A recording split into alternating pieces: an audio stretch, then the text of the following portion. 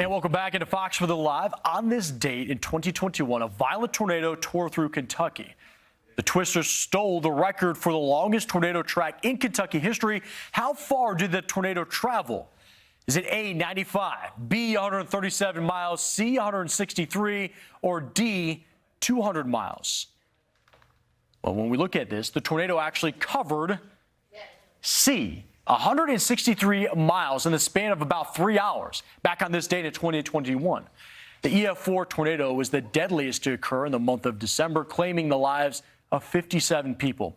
At its peak, the violent twister had winds up to 190 miles per hour with a max width of more than a mile. Now, in its path length of 160 miles, that's the 9th longest tornado path ever recorded anywhere in the U.S. The tornado remained in a near steady state from around 9 p.m. until just before midnight back in 2021. I've been remembering that. I was covering that with Jay Menard. It's been 3 years since that devastating tornado, and it created scenes like this. Absolutely terrifying when you think about the intensity we just talked about. And of course, this was a nocturnal threat. The only way you get images of this or see it is because of the lightning flashes. Sadly, dozens were killed and hundreds more injured. These were the scenes once the sun came up after a candle factory in Mayfield collapsed and trapped over 100 people. Again, I was here in studio covering that storm as we started to get that information relayed back to us here at the Fox Weather Newsroom. Here's some of that. Take a listen.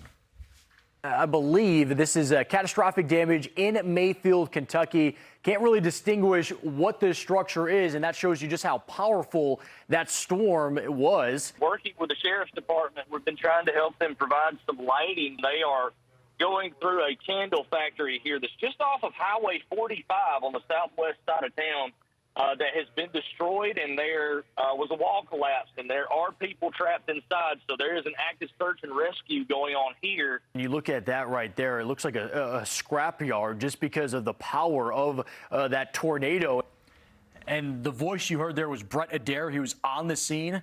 It's now survivors. They never could have imagined this kind of devastation when they went into work that day. One survivor who was actually working in that candle factory, Kiana Parsons, joins me now with more on that story. Kiana, can you take me back to that night when things started to take a turn? Because I know it's been 3 years, but when you go through an event, it seems like it was just yesterday.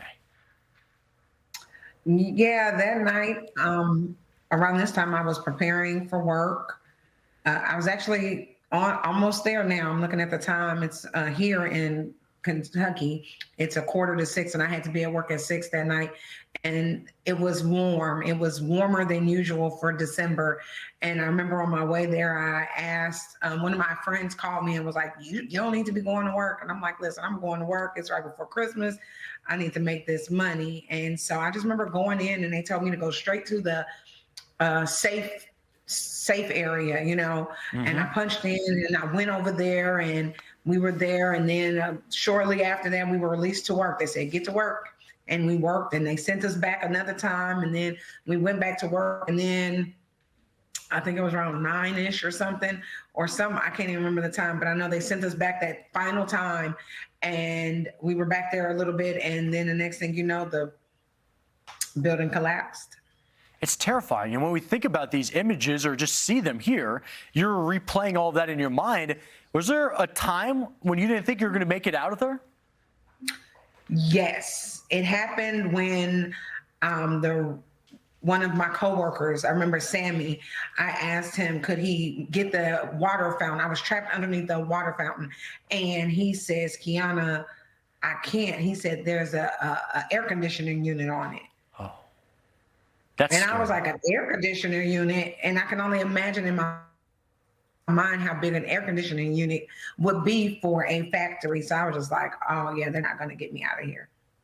That is terrifying. I've been into the aftermath, and I know what you're talking about. Those big commercial things, they weigh tons. And if you're pinned underneath that, and you talked about it's in the holidays, you want to make money, right? And you think about how life doesn't stop for these type of events. That's what's terrifying. But the next day, it's actually your birthday. Can you talk about how you use that to kind of keep your coworkers and friends around you calm?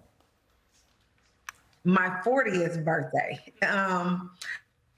Well, one of my coworkers had gotten a little hysterical and she was saying, "We're gonna die, we're gonna die." And I'm like, "No, we're not. It's my birthday. Sing happy birthday to me." And so everyone started, she was singing happy birthday to you, happy birthday to you. So I just wanted to kind of keep us all calm because the panic, it wasn't gonna be beneficial. It wasn't gonna help us. So I wanted us to kind of be calm as we could be in it, or just kind of get our minds off of it Yeah. and think about something else. That's so important, and it's so powerful what you were able to do. I got to ask you, that means your birthday's tomorrow, right? Any big plans? Yes, yes. I'm gonna work.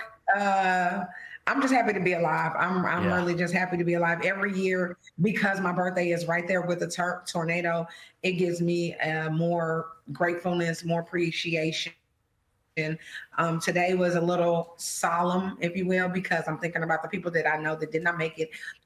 Since at the time of the tornado, I lived in Paducah, but since then I have now moved to Mayfield.